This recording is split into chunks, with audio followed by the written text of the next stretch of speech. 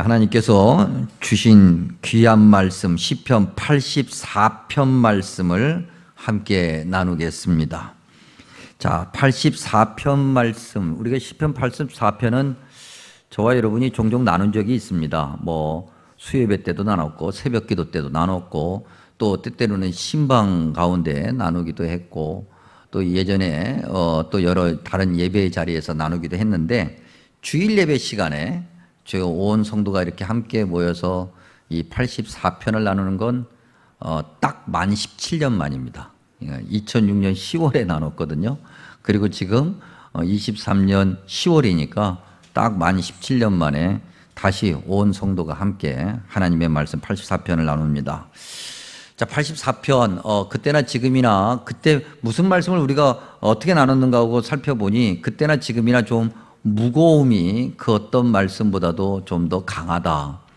오늘 조금 가능하면 좀 절절 이렇게 좀 살피면서 나누고자 하는데, 1절에 보니까 이렇게 시작하죠. 만군의 여호와여 주의 장막이, 그랬습니다. 이 장막은 조금 이따 나중에 살펴보겠습니다만 10절에 악인의 장막과는 다른 개념인데, 어쨌든 이 장막은 하나님을 예배하는 예배당을 얘기하죠. 좀 글자 그대로 풀어서 얘기하면은 하나님이 거주하는 장소, 그렇게 얘기할 수 있습니다. 그러니까 그곳으로 하나님의 백성이 나아가 하나님을 예배한다. 시편 84편의 장막은 출애굽 시대 때 하나님께서 이렇게 말씀하셔서 지었던 그 장막의 연장선에 있어요. 그 장막, 예배당. 근데 그 장막이라고 하는 것이 한마디로 얘기하면 텐트예요, 텐트. 그냥 아주 요즘에 멋지게 아주 고급스러운 그런 텐트라기보다는 그야말로 그냥 이게 이렇게 둘러서 그렇게 해놓은, 어떻게 보면은 보잘것없는 거죠. 보잘것없는. 그리고 어떤 신을 예배하는 그런 어떤 신전이라고 하기에는 너무나도 초라한, 그것이 장막입니다. 시편 당시의 세계 속에서 어떤 다른 신들, 즉 이방의 어떤 다른 신들의 신전을 잠깐 한번 살펴보면 그 웅장함은 이루 말할 수 없죠. 예를 들면 열왕기하 16장, 우리가 지금 오후 예배 때 열왕기하 말씀을 나누고 있는데 16장에 가면 유다왕 아하스라고 하는 사람이 당시 아수르의 왕 디글랏 빌레셀을 만나러 다메섹에 갑니다. 다메섹에 갔다가 아수르 그 나라가 섬기는 그 신을 예배하는 그들의 예배당이죠. 그들의 예배당, 그걸 보게 돼요. 그걸 신전 이렇게 얘기하죠. 근데 그 신전의 웅장함이 말할 수 없어요. 어마어마한 거죠. 그래서 아하스가 뭐라고 얘기하냐면, 성경에 열왕기하 16장 10절에 이렇게 기록되고 있는데, 거기 있는 제단을 보고 그 제단의 모든 구조와 제도의 양식을 그려 제사장 우리아에게 그대로 전달해서 그대로 가서 이제 우리가 모시는 하나님, 우리의 신도 이렇게 이런 곳에서 예배할 수 있게끔 그렇게 좀 신전을 좀 다시 줘봐라라고 이야기를 하는 장면이 있어요. 솔로몬 성전이거든요. 당시는 솔로몬 성전이 아직 건재할 때입니다. 그러니까 솔로몬 성전이 성경에 보면 너무나도 아주 아름답고 거대하게 이렇게 묘사하고 있지만 사실은 이방 신전과 비교하면 아무것도 아닌 그런 거였던 거죠. 그래서 유다왕 아하스가 남의 나라 가서 신전을 보고 감탄해서 우리도 저런 신전을 좀 가졌으면 좋겠다라고 말한 거예요. 그 겉으로 드러나는 웅장함, 그 위대함, 일반적으로 얘기하는 그런 거에 감탄했던 거죠. 그래서 제사장 우리아가 그 왕의 명령대로 솔로몬 성전을 어떻게 보면 이제 다시 재건축하는, 어떻게 보면 오늘 말로 따지면 리모델링하는 그런 사건이 열왕기하 16장에 있습니다. 그리고 조금 있다가 이스라엘이 망해버리죠. 오늘로 따지면 우리의 예배당이 너무 보잘것없어서 다른 어떤 종교, 타 종교의 어떤 그런 그들의 예배당을 본땄다. 예를 들면 이 지금 저와 여러분이 예배드리고 있는 이 예배당이 왠지 모르게 초라해서 어디 뭐 불국사나 뭐 이런데 봉은사 이런데 갔더니 너무 좋아서 그걸 그대로 가져와서 여기를 내부를 꾸미고 그렇게 하나님을 예배한 꼴인 거예요. 여러분 한번 상상해 보세요. 그게 말이 돼요, 안 돼요? 안 된단 말이죠. 근데 그런 일들이 일어났었다. 왜? 그게 너무 눈에 보기에 화려했던 거죠. 솔로몬 성전도 이방 신전과 비교했을 때 아무것도 아닌 것처럼 여겨졌다고 한다면 장막은 말할 것도 없는 거예요. 그건 장막은 신전이라고 말할 수도 없는 거죠. 예배당이라고 말할 수도 없는 거죠. 거기에 모셔진 신이라고 한다면 그 신은 보잘것없는 신이고 아무것도 아닐 것이 분명하다. 이런 생각을 일반적으로 사람들이 가지고 있었다. 그런데 성경을 조금 더 읽어보면 2절에 보니까 그 장막, 그 사람들이 초라하고 보잘것없다고 생각하는 그 장막을 뭐라고 설명하냐면 여호와의 궁정이다. 이 궁정이라고 하는 이 단어를 영어 성경에서는 이제 콜트라고 번역을 해놨어요. 콜트하고 팔레스하고 조금 다른 느낌인데 우리말로 하면은 궁정과 궁전은 조금 다른 거죠. 그러니까 궁전, 왕궁 그러면 그냥 단순한 건물을 뜻하는 것 같아요. 그래서 건물의 어떤 뭐 웅장함, 뭐 그 크기, 규모, 그다음 화려함 그런 것들을 얘기하죠. 근데 거기에 궁정 그러면 이제 사실 원래 궁정은 뜰을 얘기하거든요. 그러니까 왕궁이 둘러싸고 있는 뜰 또는 그 왕궁을 둘러싸고 있는 그 뜰, 정원을 얘기해요. 근데 그 궁정은 뭘 얘기하냐면 단순히 건물의 웅장함을 말하는 것이 아니라 그 건물의 웅장함이 존재하게끔 하는 그 어떤 권위를 얘기해요. 권위. 위엄함을 얘기하는 거다.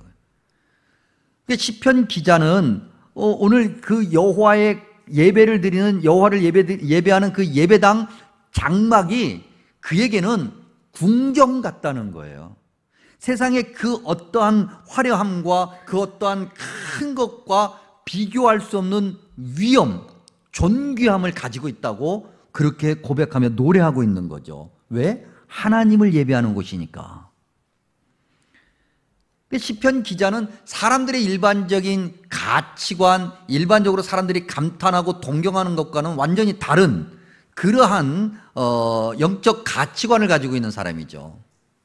근데 여러분, 오늘 이 시편 84편 1절과 2절만 놓고 봤을 때 저와 여러분은 어떤가 한번 돌아봤으면 좋겠습니다. 여러분 어떻습니까? 여전히 사람들은 눈에 보이는 대로 그 어떤 화려한 것, 뭐 이런 것들이 강력하다고 생각하고 심지어는 우리의 자녀들도 그런 화려함을 누릴 수 있기를 바라고 그래서 우리의 자녀들이 그렇게 살기를 바라고 기대하고 심지어는 하나님 앞에 나와서 우리 자녀들이 그렇게 살기를 기도하잖아요. 그렇죠? 그래요, 안 그래요?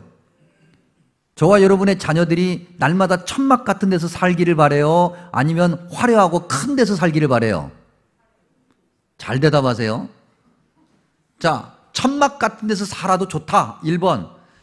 크고 화려한 집에서 사는 게 좋겠다. 2번. 1번이에요, 2번이에요? 1번, 2번. 손 들어서 얘기해봐요. 2번? 사람들은 다 그래요. 심지어는 교회 다니는 저와 여러분도 그런 세상의 어떤 화려함, 크고 위대함, 소위 높아지려고 하는 것, 출세, 성공 이런 것들을 바라보고 있고 그런 것들을 추구한단 말이죠. 그런데 여러분, 그런 것들이 우리에게 모든 사람에게 행복을 주는가? 오히려 상대적 박탈감, 소외감, 패배감, 우울감만 그런 것만 부추기는 건 아닌가? 여러분 지금 뭐 아시안 게임 때문에 연일 뉴스에서 뭐 누가 못 땄네 계속 나오죠. 여러분 아시안 게임이든지 뭐 올림픽이든지 뭐 거기까지 가려고 하면은 정말 선수들이 피나는 노력을 해요. 그렇죠? 피나는 노력을 하면서 매번 경기를 수없이 치릅니다. 그래서 거기에서 또 통과하고 또 통과하고 또 통과해서 거기까지 가는 거예요. 그거 엄청난 거죠. 그 국제 무대에 나갔다는 것 자체만으로도 엄청난 거예요. 그런데 그 과정을 보면 사실 그 과정은 전부 다 경쟁으로 가득 차 있는 거죠. 누군가를 떨궈내야 되는 거예요. 누군가보다 앞에 서야 되는 거예요. 그래야 그 자리에 가요. 그 자리에 가기 위해서 정말 피눈물 나는 노력을 해야 되는 거예요. 그래도 될까 말까야. 사람들이 바라보고 있는 건 그런 거죠. 그래서 사람들이 이야기하는 거예요. 야, 저기까지 가는데 얼마나 많은 노력을 했겠어. 그러니 그 노력은 정말 칭찬받을 만하고 박수를 치지만 그 노력, 그 박수 받을 만한 노력을 해서 그 자리에 가서 박수 받는 사람은 얼마 안 돼요. 몇 사람 안 되는 거죠. 나머지는 그 박수 함성 소리에 묻혀 한쪽으로 이렇게 밀려나는 거죠. 물론 그런 노력이 무가치하다는 것을 얘기하는 건 아니에요. 사람들이 생각하는 그런 어떤 가치관에 의해서 화려함, 대단함, 웅장함, 그런 것들이 결코 모든 사람을 행복하게 하지 않는다고 하는 거예요. 성경은 그렇게 말하지 않아요. 성경은 모든 사람이 행복해야 된다고 말하는데, 그러한 성경 말씀대로 살아가야 되는 교회가, 그 성경 말씀을 그 누구보다도 앞장서서 전해야 되는 교회가 오늘 어떤 모습을 가지고 있는가? 교회도 세상과 다르지 않다. 교회 다니는 사람들도 세상과 다르지 않다는 거죠. 크고 화려하고 웅장해야 된다는 거예요. 뭔가 대단한 것을 가져야 된다는 거죠. 심지어는 이것으로 목회자를 평가하기도 해요. 목사로서 종종 듣는 얘기가 그런 얘기를 들어요. 크게 쓰이고 성공한 목사님 되게 해달라고, 성공한 목회자 되게 해달라고. 도대체 그 크다는 건 뭐고 성공한다는 건 뭔지 잘 모르겠어요. 목사님들한테 그렇게 얘기할 때 늘 말씀드리지만 저는 더 이상 이제 클 수가 없어요. 쪼그라들었으면 쪼그라들었지, 근데 더 이상 클 수가 없다고. 다 큰 거야 내가 이게 지금. 뭘 더 커야 돼요. 제가 뭘 어떻게 해야 더 커서 큰 목사가 될까요? 여러분, 어떻게 키높이 구두를 한 깔창을 10cm를 깔아야 돼? 그래도 안 돼. 이건 불과 얼마 전에 제가 들은 얘기예요. 불과 얼마 전에 제 지인이, 그분은 교회를 다니시지 않아요. 제 지인이 저한테 이제 저하고 나름대로 이제 편한 사이니까 그렇게 얘기를 해요. 김 목사님도 이제 노후를 준비하라고. 노후를 준비할 나이가 됐잖아요. 노후를 준비해야지. 그래서 한마디로 뭐 이렇게 표현해서 죄송합니다. 좀 마누라가 그래야 노후에 좀 편하지. 노후를 준비하라고. 아니, 내가 목사가 노후를 어떻게 준비해야 되는 건데, 노후 준비해야 된다는 건 알겠는데 뭘 어떻게 준비해야 되는 거냐. 그랬더니 어떤 교회 목사 보니까 말이지, 집도 사고 말이지, 교회에다 얘기를 해가지고 집도 미리 사놓고 차도 큰 걸로 바꾸고 이렇게 하라는 거죠. 너무 마음이 아팠어요. 도대체 목사를 어떻게 바뀔래? 도대체 목사들이 교회가 뭘 어떻게 했길래 저분 눈에는 세상에 있는 목사님들이 다 그렇게 보일까? 뭔가 목사님들이 그래야 된다는 거죠. 그래서 내가 목사님들이 그렇게 못한다. 지금 내가 타고 다니는 저 차도 굉장히 좋은 차인데 저 차조차도 내 이름으로 되어 있는 게 아니라 대한예수교 장로회 성심교회로 되어 있다. 그래서 대한예수교 장로회 차주가 성심교회 차주가. 그리고 대표자가 나일 뿐이지, 대표자가 바뀌면 차주는 바뀌지 않아. 대표자가 바뀌는 거지. 목사님들이 그렇게 살지 않는다. 그랬더니 다 어느 교회 가니까 거기도 그렇고, 다 교회도 안 다니는 사람이 어떻게 그렇게 잘하는지 몰라. 다 그렇다는 거죠. 그의 눈에 교회가 다 그렇게 보이고 교회 다니는 사람도 다 그렇게 보이는 거예요. 아주 오래전 얘기지만 모 여대에서, 그 기독교 여대예요. 그 여대에서 이제 설문조사를 하면 이제 미래 신랑감의 이제 직업을 조사하는데, 진짜로 있었던 얘기예요. 이 직업을 조사하면은, 물론 오래전 얘기예요. 한 30년 전 이렇게 얘기인데, 그때 직업을 조사하면은 그 순위 안에 탑 10이라고 일반적으로 탑 10 안에 목사가 있었어요. 목사가. 이걸 어떻게 봐야 될까? 부정적으로 보면은 그 정말 젊은 여대생들이 미래의 신랑감을 목사로 이렇게 생각할 때는 참 뭐 목사의 잘못된 부분을 보는 거죠. 목사의 어떤 뭐 정말 뭐가 좀 있어 보이잖아요. 뭐가 뭐 앞에서 설교도 하고 뭐 날마다 양복 입고 다니고 날마다 뭐 그렇게 뭐 대접받고 그러니까 뭐 있어 보이거든. 그래서 뭐 그렇게 신랑감으로 그렇게 생각하는가 보다. 이건 부정적으로 보는 시각이고, 또 긍정적으로 보는 시각은 그래도 그때만 해도 순수했던 거예요. 그래서 목회자와 결혼하면 그래도 영적으로 조금 더 나은 삶, 영적으로 조금 더 그런 진보하는 그런 삶을 살겠지라고 하는 그런 영적인 어떤 갈망 때문에 목회자가 신랑감 후보에 들어가 있겠다. 또 기독교 학교도 하고 기독교 학교이기도 하고, 뭐 이건 긍정적으로 보는 거죠. 뭐 그랬던 시절이 있었어요. 근데 지금은 설문조사라면은 목사는 탑 100에도 안 들어가요. 아예 없어, 아예. 그래서 그런가요? 요즘에 목사 안수식에 이렇게 가보면은 목사님 이제 안수 받겠다, 목사가 되겠다고 하는 분들의 반 정도는 미혼이에요. 그분들이 결혼을 안 해서가 아니라 틀림없이 못한 거지. 목사에게 치지고 오겠다고 하는 그런 정신 나간 여자가, 아이고, 그거 없으니까. 저희 집에 있는 사람은 정신이 잘 박혀 있어요. 예. 뭔가 좀 교회조차도 이제는 외형적이고 그런 것이 됐어요. 세상과 다를 바가 없다는 거죠. 세상이 그렇게 교회를 보고 있는 거예요. 교회 다니는 사람들도 그렇게 보고 있는 거죠. 아이러니한 것은 방금 말씀드린 것처럼 교회 안에 있는 사람들은 목사가 참, 아유, 내 딸이 목사하고, 어우야, 그건 아니지. 이렇지만 밖에서 보는 건 아니라는 거예요. 밖에서 보는 건 여전히 교회가 너무나도 부유하고 풍요로운 것을 지향하는, 그런 것을 원하는 그러한 모습으로 비춰진다. 교회 다니는 사람들이. 예전에도 한번 말씀드린 적이 있습니다만 저희 평북노회가 이렇게 들어가 있는, 평북노회 사무실이 들어가 있는 곳이 한국기독교연합회관이에요. 우리 김망희 장로님도 잘 아시겠지만 그 연합회관 안에 일반 회사들이 들어가 있습니다. 그런데 우리 장로님은 그런 경험이 있으신지 모르겠지만 저는 노예를 자꾸 왔다 갔다 하면서 엘리베이터 안에서 그런 경험이 몇 차례나 돼요. 그 엘리베이터 사람들이 아는 거거든. 자기들도 알아요. 이 건물 안에 기독교 기관들이 많이 들어와 있고, 그래서 목사님, 장로님들이 왔다 갔다 출입한다는 걸 본인들도 알아. 그래서 딱 봤을 때 같은 엘리베이터 공간 안에 타 있는 사람이 목사인지 장로인지 이런 냄새가 난다는 걸 본인도 알 거예요. 그런데 그 좁은 공간 안에서 교회를 비아냥대요. 정말 먹고 살기도 힘든데 교회만 돈 벌고 목사만 돈 벌으니까 이럴 줄 알았으면 나도 목사나 할 걸. 무슨 목사를 앉아서 따는 줄 알아.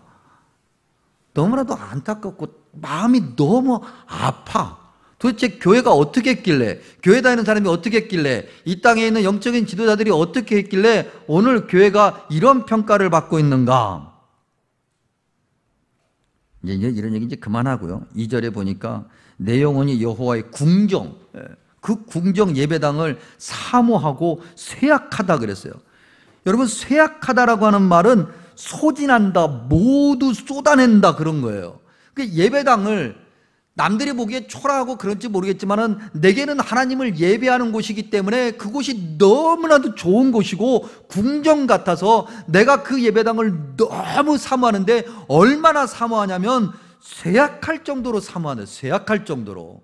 여러분, 저와 여러분이 이런 믿음을 가지고 있어요? 우리가 정말 예배당만 있어도, 아니 그야말로 천막에 가만히만 깔아도 예배당이 있고 예배를 드릴 수 있는 곳이 있어서 감격하는 그러한 시절이 불과 얼마 전인데, 요즘 교회 다니는 저와 여러분이 이런 믿음을 가지고 있느냐. 여러분, 여기 영혼이라는 단어 있잖아요. 이 영혼은요, 사람 그 자체를 얘기해요. 이 네페쉬라고 하는 이 단어는 그냥 사람 그 자체 모든 것을 말하는 거거든요. 모든 것이, 우리의 모든 것이 예배당을 향하고 있다는 거예요. 여러분 그렇게 신앙생활 하세요 지금? 예배당을 너무나도 사모하고 성신교회 교인으로서 성신교회 예배당을, 성신교회 직분자로서 성신교회 예배당을 내가 너무나도 사모해서 내가 쇠약해질 정, 그렇게 여러분 그렇게 신앙생활 하고 계세요? 어때요 여러분? 3절에 보니까 참새 등장하고 제비 등장해요. 참새, 제비는 왜 등장할까? 모든 피조물을 대표하는 거죠. 참새, 제비가 그 여호와의 궁정을 사모해서 거기 거한다는 거예요. 모든 피조물은 당연하다는 듯이 그 어떤 핑계나 이유, 토를 달지 않고 그렇게 하나님이 만들어 놓으신 창조 질서대로 살면서 하나님을 예배하는데, 유독 하나님의 형상을 닮았다고 하는 사람만, 저와 여러분 같은 사람만 아니래. 자기 생각대로 해요. 모든 우주의 피조물은, 심지어는 무생물까지도, 길바닥에 박혀있는 돌까지도 하나님이 만들어진 창조 질서대로 사는데 사람만 그렇지 않아요. 도대체 왜 우리는 그렇게 그 장막, 예배당을 사모해야 하는가? 4절에 보니까요, 그곳이 항상 주님을 찬양할 수 있는 곳이니까. 여러분, 우리가 예배당을 어떻게 해서 가지게 됐는가? 우리의 연약함 때문이거든요. 여러분, 우리가 일주일 동안 밖에 나가서 살면서, 즉 오늘 주일 예배 드리고 여러분들 나가시고서 일주일 동안 이제 삶을 살 건데, 일주일 동안 삶을 살면서 하나님을 예배하는 자로 살아요? 아니면은 내 마음대로 살아요? 대답해 보세요. 이거 대답을 할 때까지 내가 오늘 설교 안 끝낼 거니까. 자, 내 마음대로 살아요? 아니면 예배자로 살아요? 내 마음대로 살지 뭐. 하루 24시간 중에서 주님이 원하시는 대로 사는 시간이 얼마나 돼요? 얼마나 돼요, 여러분? 얼마나 돼요? 아주 노력하고 새벽 기도 때부터 나와서 기도하고 그런 사람이라 할지라도 하루 24시간 중에서 많아야 10분의 1이야, 10분의 1. 근데 그것조차도 거의 90%는 하지 않는다고요. 우리가 연약해서 그런 거예요. 우리가 나약해서 그야말로 예배자로 살아야지, 내가 이렇게 살면 안 되지 하고 탁 나갔는데, 그야말로 우리가 이야기하는 현실이라고 하는 것 때문에, 삶이라고 하는 것 때문에 치여가지고 우리가 그렇게 못 살아요. 그러니까 하나님께서 예배당이라는 걸 주신 거예요. 마음에는 안 들지만 그래도 솔로몬 성전도 허락해 주셨고, 오늘까지 세계 곳곳에 그야말로 예배당이라는 것을 주신 거예요. 교회당을 주신 거라고요. 그러니 너희가 연약하니까 밖에서는 예배자로 살기가 어려우니까 예배당에 가라. 예배당에 가야만이 예배도 드리고 그나마 말씀도 보고 기도도 하는 거니까 예배당에 가. 그리고 자주 가. 매일 가. 근데 우리가 그러냐고요, 여러분. 여러분, 도대체 예배 끝나고 난 다음에 이 주일 오전 예배만 드리시는 여러분들, 주일 오후에 뭐 하세요? 뭐 하세요, 여러분? 뭐 하십니까? 이미 계획이 서 있지. 오늘 내가 오후에 예배 빨리 드리고 난 다음에, 특별히 아직 오늘 또 연휴 기간이니까, 아직 명절도 안 끝났으니까, 야, 이제 명절 이제 다 하고 다 했으니까는 이제 남은 이틀이라도 좀 놀자. 그러려면 시간이 아까우니까 오늘부터 놀아야지. 그런 생각을 가지고 계신 분 있죠? 나하고 눈을 못 마주친다니까 지금. 도대체 주일 오후에 뭐 하세요, 여러분? 우리는 우리의 즐거움을 이미 계획해 놨어요. 우리의 생각을 계획해 놨다고요. 그리고 와서 예배를 드려야 돼. 예배를 안 드리자니 좀 찝찝하고, 이게 예배를 자꾸 안 드리면 천국 못 갈 것 같고, 그러니 예배는 드려야 되겠고, 그러니 빨리 가서 예배 드리고 빨리 그 다음에 내 볼 일 보러 가자는 거지. 그래요, 안 그래요? 그 대답을 못 하잖아요. 이건 다 쫄아 있는 거지 지금. 이제 여행을 이제 간다든지 뭐 그러면 말이죠. 물론 율법적으로 얘기하는 건 아니에요. 율법적으로 얘기하는 건 아닌데, 여행을 가면은 우리가 참 내가 그야말로 익숙한 예배당이 아니잖아요. 그 이제 다른 교회, 그나마 예배당이 있는 곳이면 괜찮은데 예배당이 없는 곳 같으면 참 힘들어요. 그래서 그래도 어쨌든 간에 예배당이 근처에 있어서, 교회가 있어서 가서 예배를 드렸어요. 그리고 난 다음에 이제 뭐예요? 예배 드리고 난 다음에 뭐예요? 그 다음에 뭐예요? 그 남은 여행 일정 또 해야지. 그러니까 우리가 생각은, 야, 예배가 11시래. 그러면 11시 반이래. 그러면 빨리빨리 끝나고 난 다음에, 그러면 이제 예배 끝나고 그 다음에 뭘 해야지. 여기에 가 있는 거예요. 예배에 우리의 생각이 가 있는 것이 아니라, 우리의 마음이 쇠약한, 이건 기대도 안 하고, 여기에 가 있는 것이 아니라 그 다음 예배 다음의 일정에 가 있다고요. 그러니 그때 그 예배는 예배를 드리는 거예요, 때우는 거예요? 알기는 잘하시네. 그건 때우는 거야. 근데 어떻게 보면 지금 명절 연휴 기간에 예배를 드리고 계신 여러분들이 지금 이 설교를 들을 일은 아닌 듯 싶어요. 그런데도 우리가 경각심을 갖기 위해서 들어보자고요. 하나님 말씀을 들어보자고요. 하나님께서 우리에게 뭘 얘기해 주시는 거예요? 우리가 예배를 드리는 자예요. 예배를 때우는 자예요. 좀 그런 일이 있으면 어쩔 수 없이 그렇게 예배를 드렸다 할지라도 그날 오후만큼은 어디 가지 말고 좀 가만히 그 자리에 있어서 성경도 보고, 일주일 내내 성경 제대로 못 봤으니까 성경 보고 기도도 좀 하고, 그렇게 하나님과 좀 동행하고 하나님이 좀 기뻐하실 일을 조금이라도 하려고 하는 그날이 바로 예배드리는 날인데, 그게 예배자의 모습인데 우리가 다 생각이 다른 데가 있어요. 내가 원하는 것, 내가 바라는 것, 내가 그어놓은 기준에 다 가 있는 거예요. 그러니 오늘 말씀처럼 주님의 장막은 장막일 뿐이고 그것이 결코 내게 궁정처럼 느껴지지 않는 것이고, 내가 마음을, 내 모든 걸 다 바쳐서 쇠약해질 정도로 하나님을 예배하는 자로 살지 않는 것이고 말이죠. 물론 우리가 그렇게 마음이 쇠약해질 정도로, 내 육체가 쇠약해질 정도로 그렇게 예배를 드렸다고 해서 갑자기 인생이 쫙 펴지는 건 아니에요. 오늘 성경을 계속 읽어보니까 6절에 눈물골짜기다 그래서 눈물골짜기. 여러분, 이 눈물이라는 말이 히브리어로 바카거든요. 여러분들이 가지고 계신 성경에도 대부분 옆에 1번이라고 써 있고요. 이게 밑으로 내려가면 바카골짜기 이렇게 써 있어요. 이 바카라고 하는 말을 그대로 써놓은 것은 이 정확하게 뭔지를 모르는 거예요. 이게 설명이 안 돼요. 이게 어떤 지명을 이야기한 것 같긴 한데 어디에 있는 건지 뭔가를 잘 몰라요. 그런데 초대교회, 즉 초기 교회부터 계속해서 교회는 이걸 어떻게 이해해 왔냐면 버려진 곳, 황량한 곳, 이렇게 이해해 왔어요. 그 예배를 열심히 삼하고 예배자로서 살았는데 오히려 인생이 쭉 펴지는 것이 아니라 그렇게 버려진 인생이 되보고 말았다는 거죠.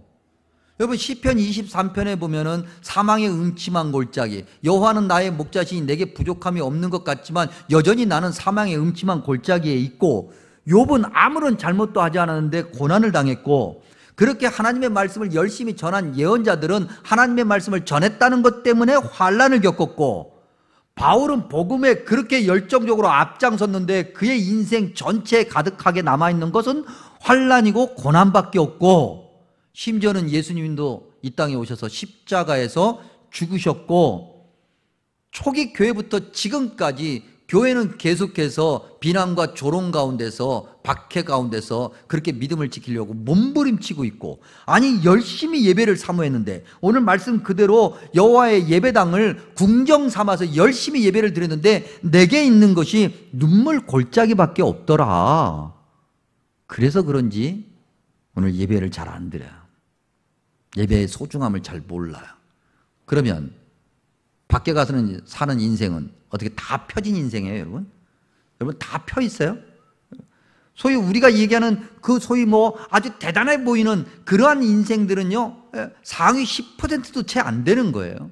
나머지는 다 살려고 아둥바둥하는 거죠. 여전히 삶에 그야말로 고통이라고 하는 것은 여전히 존재해요. 예수님을 믿든 믿지 않든, 예배당 안에 있든 없든, 예배당을 사모하는 마음으로 쇠약해지든 그렇지 않든 인생이 힘든 건 다 똑같아. 그럴 바에야 신앙의 고백 다 내려놓고 예배당에 오는 게 훨씬 더 낫죠. 왜 그러냐면 오늘 말씀에 보니까 예배당에 있을 때 힘을 얻는다고 그랬거든요. 눈물 골짜기를 지나간다고 그랬거든요.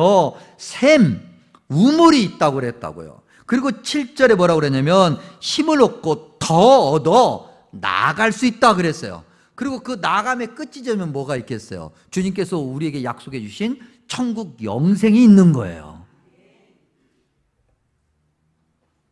결국 예배를 사모하는 자의 고백은 10절 같은 거죠. 주의 궁정에서의 한 날이 다른 곳에서의 첫날보다 낫다. 악인의 장막에서 사는 것보다, 이때 이 장막은 우리가 처음에 얘기했던 장막과는 완전히 다른 개념에, 그 보잘것없는 건데도 대단해 보이는 그러한 것을 장막으로 오히려 비꼬고 있는 건데, 그 악인의 장막에 사는 것보다 내 하나님의 이제는 성전, 궁정이 됐어요. 거기 문지기로 있는 것이 훨씬 낫다. 근데 여러분, 우리가 다시 한번 물어보기는, 우리가 정말 이런 신앙 고백을 하며 이 신앙 고백에 맞는 믿음 생활을 하고 있는가? 주님을 예배하는 그 예배당에서의 한 날보다는 오히려 세상에서 많은 것을 누릴 수 있을 것 같아 보이는 그 첫날이 훨씬 좋아서 그 첫날을 쫓아가는 것, 숫자로도 하나보다는 천이 많으니까 오히려 그것을 더 좋아하는 우리의 신앙인의 모습, 우리가 예배를 드린다고 하면서도 그런 모습은 안 가지고 있는가? 문지기는 왠지 모르게 실패한 인생 같아. 에이, 뭐 문지기가 무슨 뭐, 그래서 문지기가 싫어. 성전 문지기가 되는 것보다는 세상에서 화려하게 앞으로 나가는 게 좋지. 이런 생각이 오늘 우리 안에 있다. 여러분, 우리가 믿음 생활하면서 우리의 자녀들에게 말이죠. 우리의 자녀들에게, 저와 여러분의 자녀들에게 이런 모습을 보여준 적은 없는지 확인해 봐야 되겠어요. 우리가 교회는 다니고 성경은 보고 기도는 하지만은 어느 순간 어느 자리에서 우리의 자녀들에게 그래도 세상의 화려함이 좋지라고 하는 모습을 보여준 적이 없느냐는 거죠. 예배자로서 우리가 정말 타협 없이 오로지 주님만을 바라보고 예배당만을 사모하는 것이 아니라 야 빨리 하고서는 우리 그 다음 거 하자, 이렇게 하는 그러한 모습 가운데서 우리의 자녀들은 이미 하나님을 예배하는 것보다 세상의 것이 더 좋다는 것을 그냥 직감적으로 배우게 되는 거예요. 물론 시험에 들까 봐 염려해서 말씀드리면 세상의 화려함, 대단함 그거 필요 없는 것 아니에요. 주님께서도 분명히 그것을 복으로 우리에게 예비해 주셨고 우리가 믿음 생활 잘할 때 그런 복이 우리에게 있다고 분명히 말씀하셨지만 아무리 그렇다고 할지라도 그것이 1번일 수는 없는 거예요. 우리가 그런 목적으로 예수님을 믿는 것이 아니란 말입니다. 세상에 아무리 많은 것을 가지고 있어도 하나님을 예배하는 것보다 단 반보라도 앞서 있으면 그건 하나님의 영광을 나타낼 수가 없는 거예요. 오히려 우리의 믿음이 반보 앞서야 되고 한보, 10보, 100보 앞서야 되고 하나님을 예배하는 자로서 그렇게 서야 되는 거죠. 그럴 때야 비로소 세상의 그 화려함이 하나님의 영광이 되고 그것이 다시 우리에게 복이 된다. 여러분 11절 후반부에 뭐라고 그래야 됐습니까? 여호와께서 은혜와 영화를 주신다 그랬어요. 누가 주는 거예요? 여호와께서 주시는 것. 여호와께서 주시는 것이 제일 좋은 거예요. 여호와께서 주시는 것이어야 되는 거죠. 세상이 아니라, 세상에서 찾을 일이 아니라 예배당에서 찾아야 되는 거예요. 그래서 예배를 드리라고, 그래서 주일은 주일답게 보내라고 그렇게 성경에서 강조하고 있고 오늘도 설교자들을 통해서 계속해서 주님이 말씀하시는 거예요. 순서가 바뀌면 우리 자신뿐만 아니라 우리의 자녀들 그리고 모두가 다 멸망할 거예요. 여러분 이러다가 망한다고요. 너무나도 힘들고 가난하고 어렵을 때는, 힘들었을 때는, 어려웠을 때는 하나님을 열심히 믿는 척이라도 했고 하나님 아니면 다른 희망도 없기 때문에 열심히 예배당에 와서 정말 밤새도록 부르짖고 그렇게 열심히 했어요. 근데 지금은 모든 것이 풍족해요. 먹고 사는 것이 힘들고 경제적으로 힘들다고 해도요, 음식물이 남아서 걱정일 정도고 아무리 힘들다고 해도요, 뭐 쉬는 날 되면은 아주 그냥 곳곳이 난리예요. 모든 것이 풍족해. 그래서 그런지 여전히 그 풍족함, 세상의 화려함이 대단한 것인 양 교회를 다니는 사람들도, 예수님을 믿는 사람들도 그것을 추구하더라. 그러면 오늘 우리의 믿음의 자리가 어디 있는지 다시 한번 확인해 봐야 되겠습니다. 그래서 멸망을 비켜가야 되겠죠. 우리의 이 잘못된 믿음의 끝자락에는 주님이 우리를 위해서 예배해 주신 영원한 생명과 기쁨이 아니라 멸망이 기다릴 수도 있다고 하는 것, 이것을 우리가 기억해야 됩니다. 그래서 날마다 우리의 믿음의 자리를 점검해야 되고 또 점검해야죠. 적어도 참새와 제비보다는 나아야 되잖아요. 하나님의 형상을 닮았으니 우리가 참새와 제비보다는 나은 믿음으로 예배자로 살아가야 되지 않겠습니까? 오늘 주신 말씀 10절과 11절 말씀을 다시 한번 읽어보면 주의 궁정에서의 한날이 다른 곳에서의 첫날보다 나은즉 악인의 장막에 사는 것보다 내 하나님의 성전 문지기로 있는 것이 좋사오니 여호와 하나님은 해요 방패이시라. 여호와께서 은혜와 영화를 주시며 정직하게 행하는 자에게 좋은 것을 아끼지 아니하실 것임이니이다. 아멘. 기도합니다. 좋으신 아버지 하나님, 우리를 주님 믿는 자로 삼아주시고 우리가 주님을 믿겠다고 고백하는 순간 우리에게 천국 영생을 약속해 주시며 의인이라 천국 백성이라 불러주시니 감사합니다. 그러나 아버지 하나님, 우리가 그렇게 천국 백성답게 예배자답게 살아가는지 주님 말씀을 통해서 우리 자신을 비추어 봅니다. 주님, 우리의 연약함, 우리의 그 교만, 우리의 그 죄 용서해 주시고 주님이 원하시는 그러한 올바른 믿음을 가지게 하여 주시옵소서. 주님만을 바라보며 살고자 합니다. 우리에게 힘을 주시고 우리를 붙들어 주시고 인도해 주셔서 주님께 영광이 되며 그것이 다시 우리에게 복되고 우리가 누리는 그 복이 세상으로 흘러가게 하여 주시옵소서. 예수님의 이름으로 간절히 기도하옵나이다. 아멘.